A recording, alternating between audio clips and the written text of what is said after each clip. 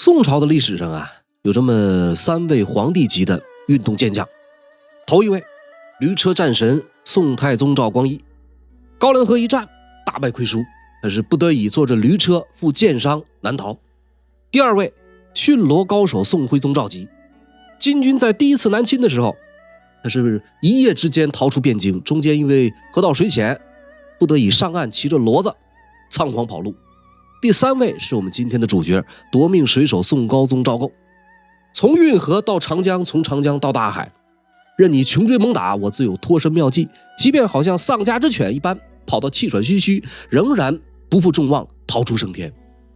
南宋建炎初年啊，高宗皇帝一路仓皇南逃，从扬州到杭州，从杭州浮海漂流，汴京弃守，宰相降金，在历史深处这究竟是怎么样一个过程？咱们今天就来聊聊这段故事。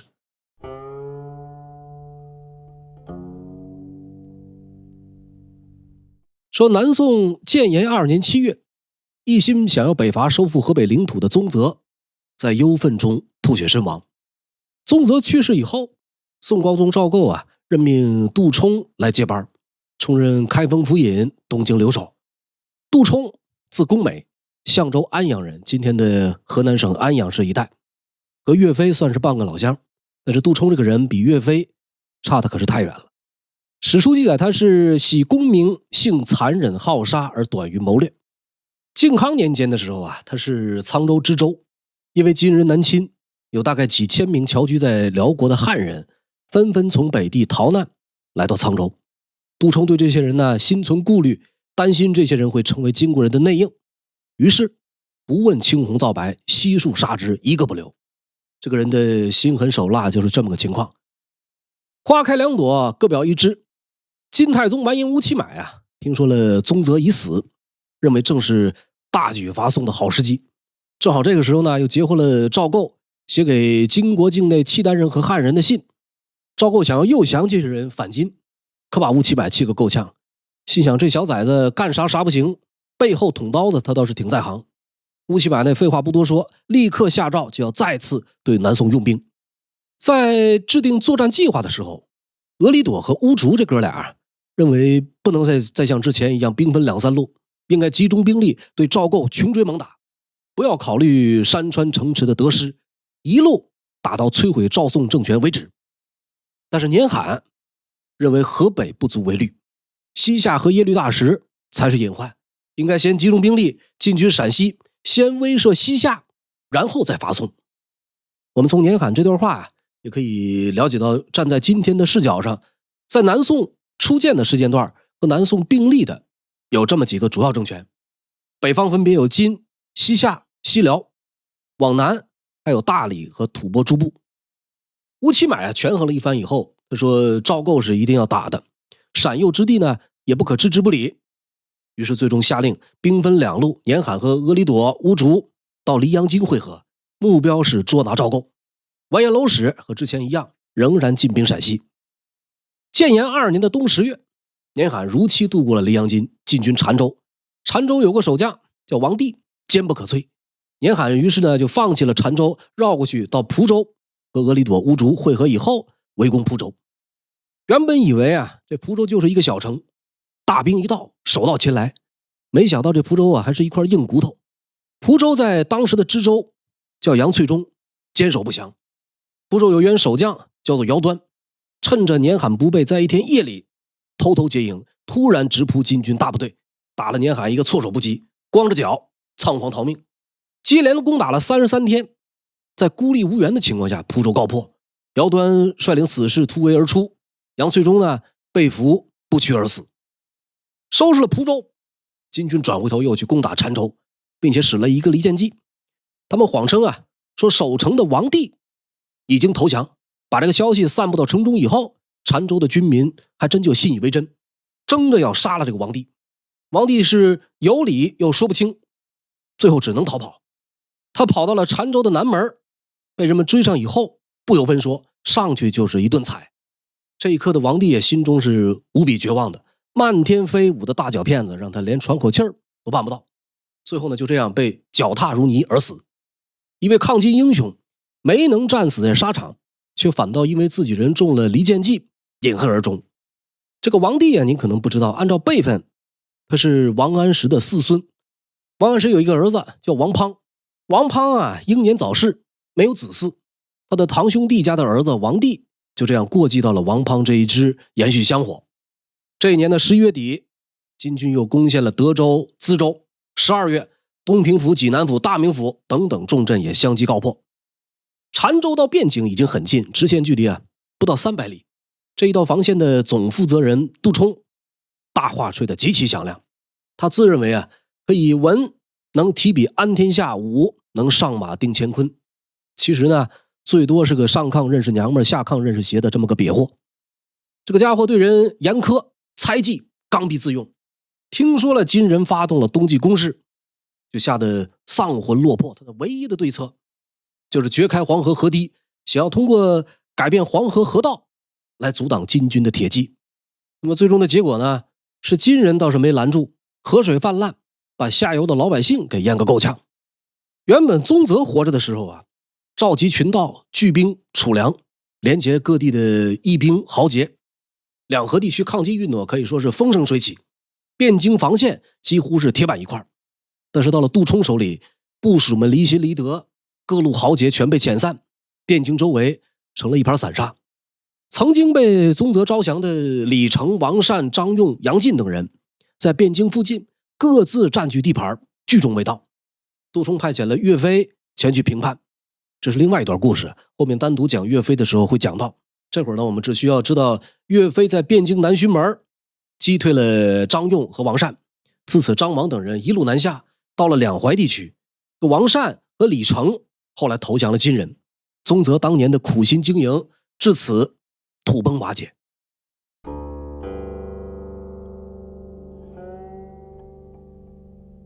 建炎3年正月27，年罕领兵攻克了中原重镇徐州，随后从徐州南下合肥。当时的御营左将军韩世忠听说徐州已经沦陷，感觉到孤军难守，先推到了宿迁，随后奔走沭阳、盐城。韩世忠遁走，乐坏了年罕，他是亲自坐镇徐州，密切防范汴京和应天府方向的宋军。随后呢，发大军攻打楚州、泗州，这可眼瞅着就要打到长江了。同时呢，他还安排了一支精锐骑兵奇袭扬州，准备生擒赵构。听说金兵渡过淮河以后，南宋的大臣们纷纷商议对策，但是两个宰相黄潜善、汪伯彦却不以为然的讥笑，说诸公所言三尺童子皆能及之。他们一不战备，二不逃遁，并且撺掇皇帝下诏，说官员有随意搬家者，徒2年；妖言惑众，动摇人心者，留2000里。宋高宗呢，就这样把军国大事一概交付给了黄汪二人，自以为可以专心致志在扬州兴功，坐享太平，高枕无忧。宋徽宗的骄奢淫逸啊，是在国家太平无事的时期；宋高宗的醉生梦死，则是选择在了一个社稷倾颓、国家危急的时刻。很快，女真铁骑即将强制性的激发他的潜能。2月初3这一天呀，金将耶律马武以500精骑突然抵达扬州。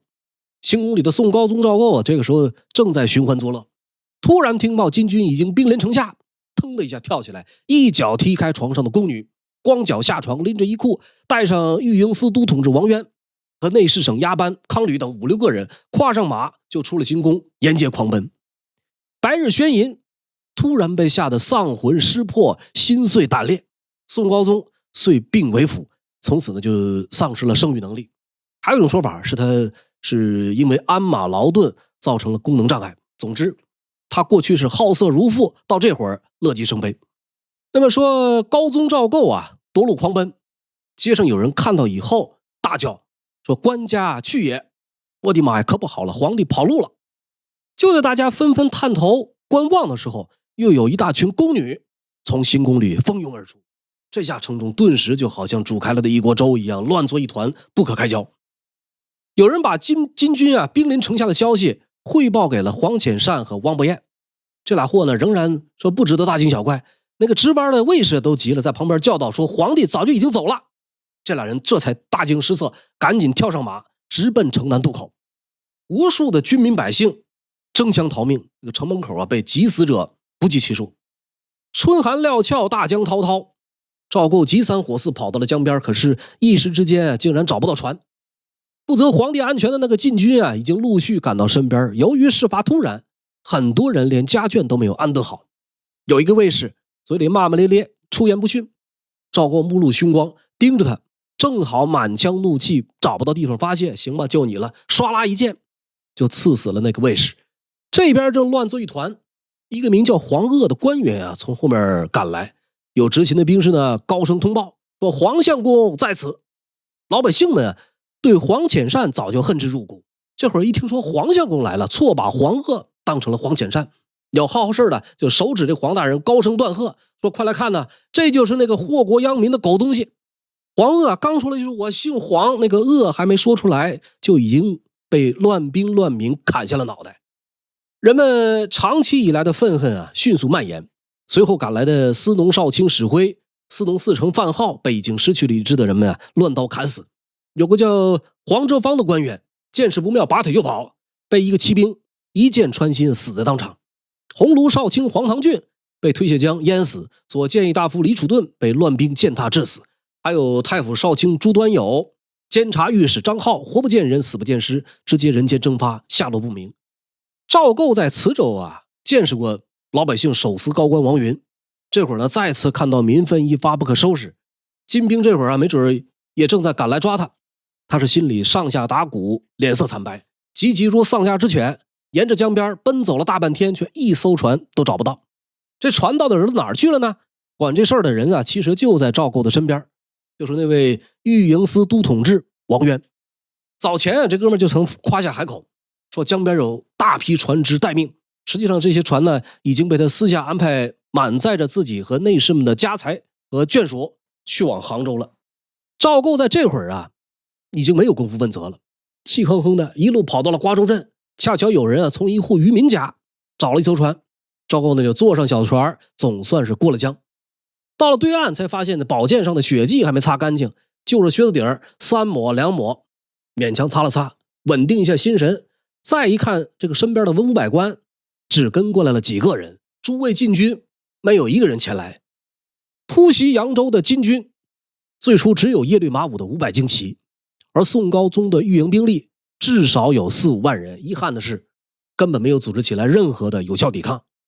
4、5万人被500人吓到崩溃，简直比中国足球被踢了个7比0还要没法理解。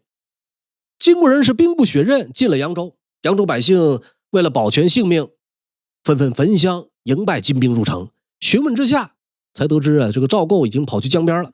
金兵赶紧追到渡口，官吏军民还有10多万人没有渡江。有那个渔民这个时候驾着渔船沿江摆渡，成人之危，漫天要价，渡一人要1块金子才可以。平民百姓根本出不起这个钱，只能是相拥沉入水底。寒风刺骨，有一半的人坠江而死。金兵是一路搜刮抢劫，各式金银财宝在江边堆积如山。同样是因为没有船，最后呢只能是望江折返。宋高宗赵构呢从打镇江，经过了常州、无锡、平江府，狼狈逃到了杭州。这个维扬之变是扬州城市史上可悲可耻又可叹的一页，其惨烈程度足以和后来的扬州十日相提并论。有大批的难民骨肉离散，各处街道显眼的地方全都贴满了寻找亲人的膀子。当权者在危亡之际能真正顾得上百姓死活的，历朝历代是少之又少的，更多的呢是装模作样，刁买人心。两宋之际，赵家父子3人最为后人所不齿的一点是他们连装模作样都没有。赵构君臣狼狈逃窜，这是一桩丑剧；无辜平民命丧江底，则是一场大悲剧。而对于金国人而言，尽管没有抓住赵构，却又是一出轻松的喜剧。这就是维扬之变的全部画面。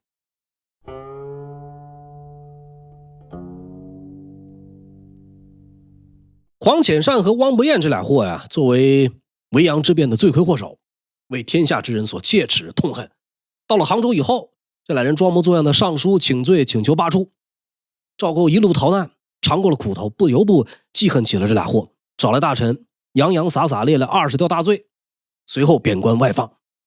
大黄大汪被罢了相，宋高宗任命朱胜非继任右相，同时又提拔王渊为同签书枢密院事，仍然兼任御营史司都统制。赵构做梦都没有想到，正是这么一次中场换人，竟然惹来了一场轩然大波。问题还是出在王渊这里。王渊啊，字己道，西州人，就是今天甘肃临洮一带。他是武将出身，善于骑射。这个王渊是宋高宗的从容之臣。这个人最大的特点是轻财好义，只要是用得着的人，打点起来特别舍得花钱。有皇帝坐后台，再加上会来事儿，王渊的仕途啊，由此就顺风顺水。金兵突袭扬州啊，其实并非没有先兆，但是作为负责驻防扬州、保护皇帝行在的御营司，不设防不抵抗，4、5万人被对方500人吓得一溃千里，闹出这么大一个笑话，造成不可挽回的严重后果。王渊作为都统制是一把手，有不可推卸的责任。除了把扬州拱手送人以外，公权私用，调走所有船只，偷运自己家人和财物，以至于数万兵马、10余万平民在危难之际无船可渡，坠江死者不计其数。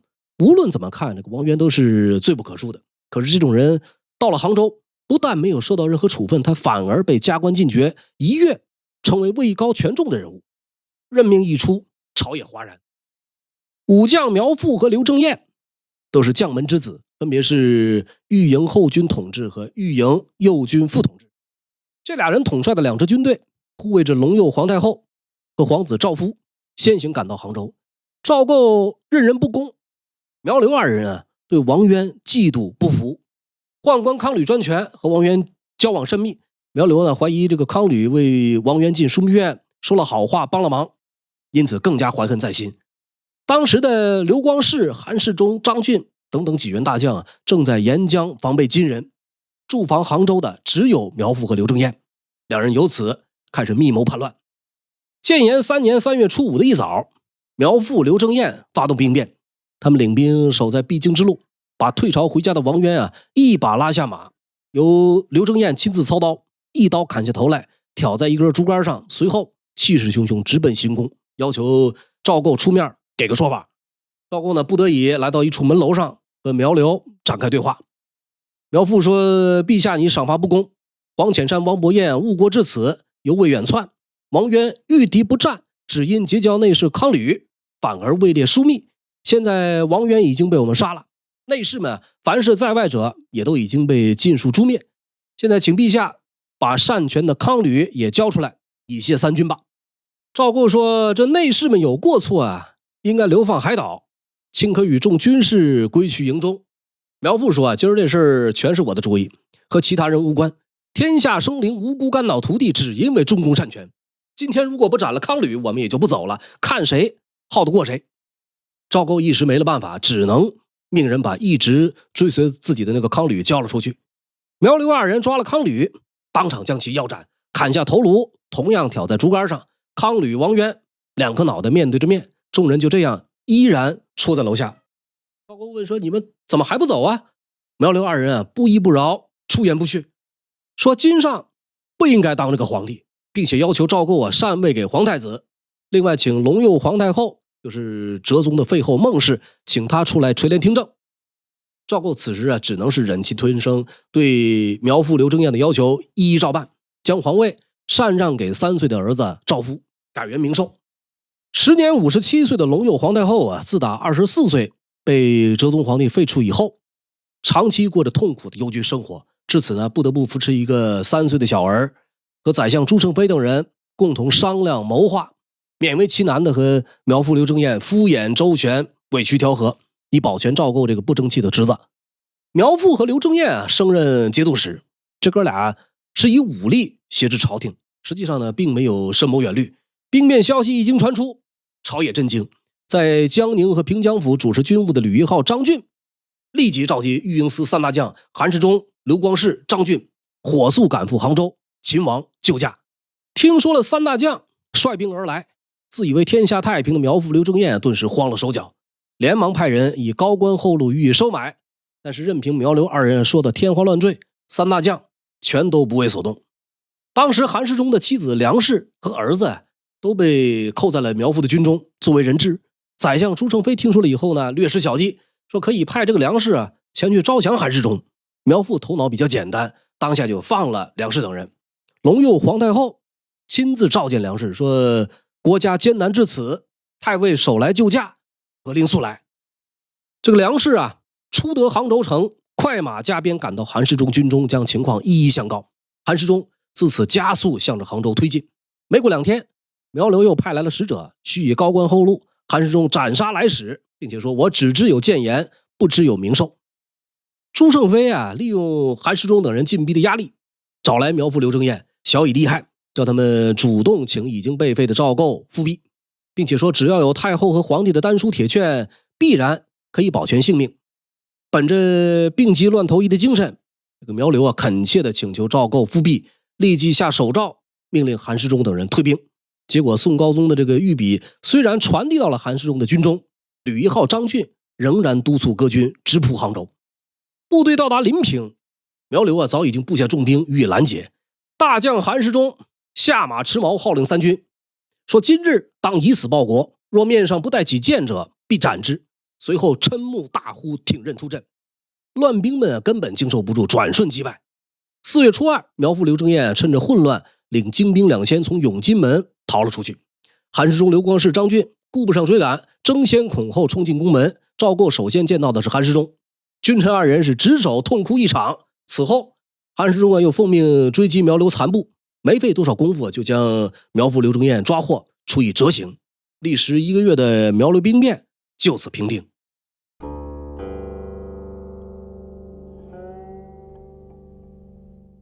宋朝的国脉民命啊，经过赵构和一众坚定的自我摧残以后，已经虚耗到难以战守的地步。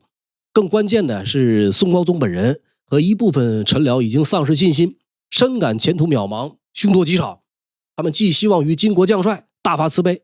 尽管和金国有着父母兄妻被俘虏、被凌虐的深仇大恨，但是自高宗登基以来，一批又一批的奇情史不绝于道。苗刘兵变之后啊，赵构更是自降身段，在给金国元帅的国书中，将原来的大宋皇帝构致书大金元帅帐前，降格为宋康王赵构仅致书元帅阁下。一个号称坐拥四海、九五之尊的皇帝，居然对仇敌自动贬去大号，这在十分讲究名分观念的古代，可以称得上是奇耻大辱。赵构的摇尾乞怜已经到了无以复加的程度，然而金国人可并不觉得他可怜，反而气焰更加嚣张，南侵的力度和决心也更胜从前。赵构逃到杭州以后啊，东京留守杜充也跟着坐不住了。这个家伙是赵构倚重的外任重臣，本质上呢是自命不凡的草包一个。建炎3年的4月，杜充玩了一招金蝉脱壳，他命令副留守辜仲勋留下来，他自己率领东京留守司主力撤出开封。统治官岳飞啊，这个时候出面力荐杜充，说无论如何不能放弃开封啊。杜充逃命心切，完全不予理会。老杜走了以后，郭仲勋如法炮制，命令留守判官程昌玉接替守备。程昌玉也在之后逃之夭夭，把责任推给了全东京留守上官物。开封府至此自生自灭，汴京城中是粮食奇缺，饿殍满地。到转1年彻底沦陷的时候，壮年男子已经不到1万人。说建康六朝古都，一个虎踞龙盘之地，赵构在这年的5月从杭州转移到了这里，杜充呢则是在6月撤退到了建康。军情渐趋紧张，宋廷根本来不及考虑杜充的罪责，反而将其视为救星，似乎支撑这半片残天全仗着他这根擎天柱了。西北劲旅早在太原失陷的时候已经丧失殆尽，御营司经过苗刘之变实力大减，杜充手里攥着的是一支当年宗泽一手打造的精锐之师。赵构有他的难言之隐，只是极力讨好，却热脸贴上了冷屁股。宋廷在7月发表杜充升任同知枢密院事，皇恩浩荡，破格提拔，按照常规剧本，杜充应该感激涕零，谢主隆恩。然而他并没有，他嫌官位太低，声称中风告病，上奏辞免。国难当头，连这个官位都已经贬了职。赵构是一心想要重用这位天下奇才，于是呢将杜充擢升右相。一桩大宋年间的医学奇迹很快出现，瘫痪在床多日的中风病人杜充突然从病榻上坐起来，立刻容光焕发，走马上任。加官进爵以后杜充以右相兼任江淮宣抚使的身份，领行营之众10余万到长江沿岸驻防。北人不习水战，这个长江是天然防线，只需要沿江以水军层层布防，就可以御敌于江北。偏偏杜充这个草包连最基本的军事常识都没有，不仅没有任何的有效防范措施，反而每日残杀无辜。根据三朝北盟汇编的记载，杜充在建康之兵专以残杀为政，斩人无虚日。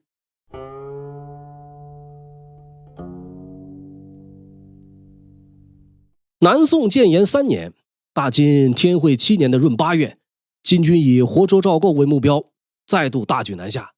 这次南侵，金军以元帅左监军完颜昌负责淮南战场，四太子完颜乌竹率领主力进兵江南。金朝名将完颜乌竹，汉名完颜宗弼，民间习惯性称呼其为金兀术，完颜阿骨达的第4子，大金国在年罕之后的又一位领军人物。从闰8月到冬10月，面对金军一路南下，赵构从建康逃到了越州，隆佑皇太后去了洪州。10月初，完颜乌竹攻打采石和慈湖失利，改由建康西南的马家渡过江。坐镇建康的杜充最开始只安排了6万兵马列戍江南，他自己则是闭门不出。几天以后，得知金军渡江，又急命都统制陈粹率领岳飞等17员战将统兵3万出战。老将陈粹字君瑞，莆田人，曾跟随名相吕惠卿戍边，屡建奇功。宣和7年，金人入侵真定府，陈粹孤军奋击，妻子儿女8人全部被害。这次金人准备在马家渡过江，闻讯以后陈粹曾建议杜充说，金兵虽多，但是船只只有20多艘，一次最多运载1000多人。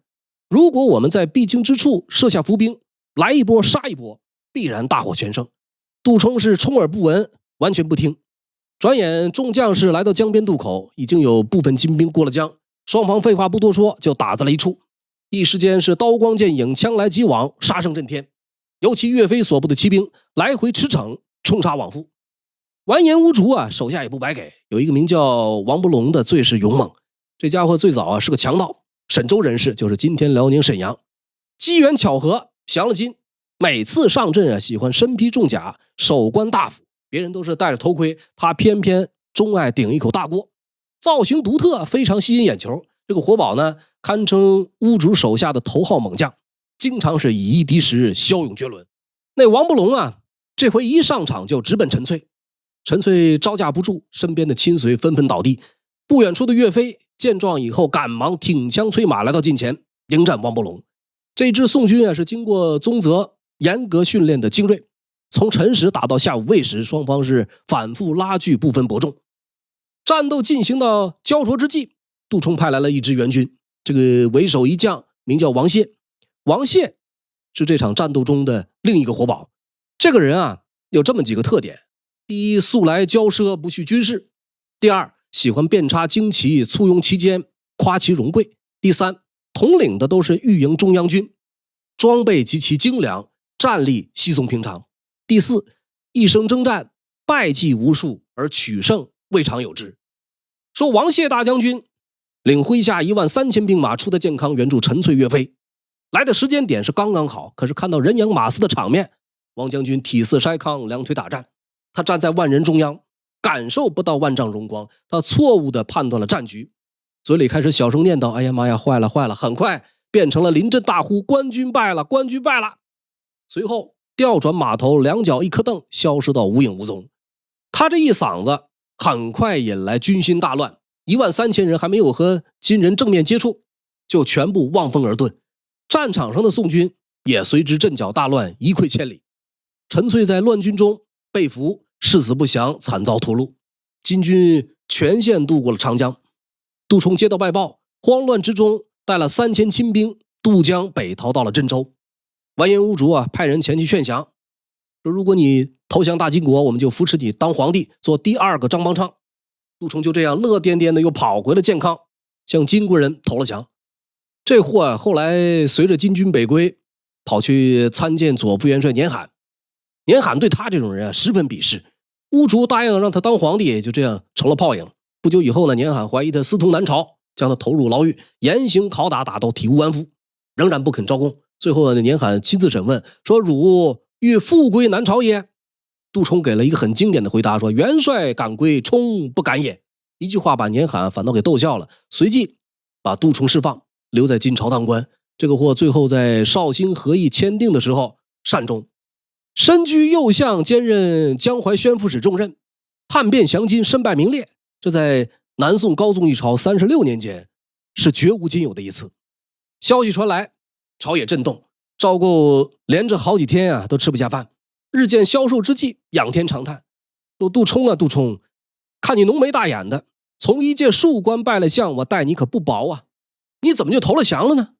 这其中的道理，赵构一时半会儿是想不通的。其实能把懦夫封为名将，将败类吹捧成英雄，何尝不是他赵构自己苟安降金大政方针所种下的恶果呢？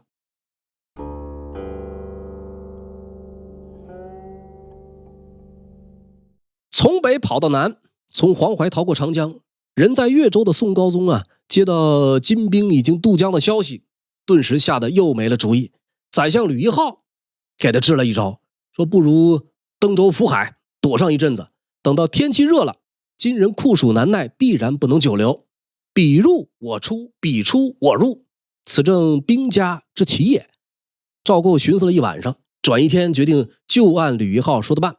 君臣二人说干就干，决定先逃往明州，就是今天的浙江宁波一带。可是文武百官人心惶惶，圣旨对他们已经没有了约束力，或留在越州，或逃往外地，最后只有吕一浩等少数人从行。这年12月初宋高宗一行抵达明州，早有官员把20艘大海船聚集起来，改成豫州，水米衣物准备妥当，夺命水手赵构正式扬帆起航。完颜乌竹在占领了建康以后，急于捉拿赵构，很快又挥师直扑杭州。杭州这个时候呢，已经改名叫做临安。乌竹到了临安扑了空，紧接着又派兵突袭明州。建炎4年的正月初2宋高宗船队的食品已经极度匮乏，不得已来到台州停泊。那么赵构一行人步行来到一所寺院，仓促之间要来了5个炊饼，已经饿极了的皇帝一口气连着吃了3个半。当地官员闻讯送来了大量的物资，这才解了断粮的危机。高宗等人不敢离州登岸，只能是短暂停留。那么听说了临安沦陷，金兵再犯明州，赵构决定再次航海南逃温州，此后屡次改变停靠的地点。金军的攻势自此也已经是强弩之末。完颜乌竹在攻破了明州以后，也曾亲自下海追击赵构。有这么一天，他在海上看到云霞缥缈之间隐约有一座山，于是便问那个领航的船家，说这大海之上怎么会有山呢？船家故弄玄虚，说那就是《山海经》里边记载的阳山。乌竹一听乐了，自我解嘲着说当年唐太宗开疆扩土也不过到了阴山，现在我随波逐浪竟然到了传说中的阳山，行了，知足了，我们可以回家了。于是呢，传令搜山捡海圆满结束，全军胜利返航。此时的完颜乌竹还不知道，在他回师的途中一个叫黄天荡的地方，有一位风骨伟岸、目光如电的狠人，正在静静的等待他的到来。好了，感谢您的收看收听，这里是烽火照东南，慢聊两宋烟云的第12集。片中内容重点参考怪修正史。如果喜欢我的节目，欢迎订阅我的频道并打开小铃铛。本期节目到此结束，我们下一期不见不散。